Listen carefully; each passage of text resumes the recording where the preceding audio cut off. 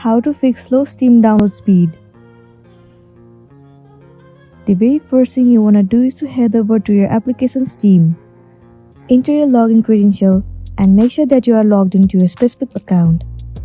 Once you are in this page, click on Steam at the top left corner. And then head over to Settings. Inside Settings, you'll get to see the option where it says Downloads. Head over to it. And inside Download, here it says Clear Download Cache. All you want to do is click on it, and then the cache of your downloads will be cleared successfully. Well, clearing the download cache might fix the issue that you have been facing on Steam.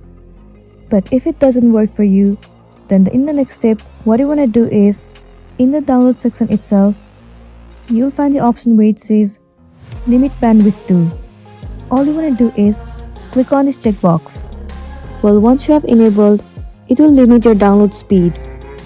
And it might also fix the issue that you have been facing on Steam, and then you'll be good to go. So that's it, and this is simply how you can fix slow Steam download speed on Steam.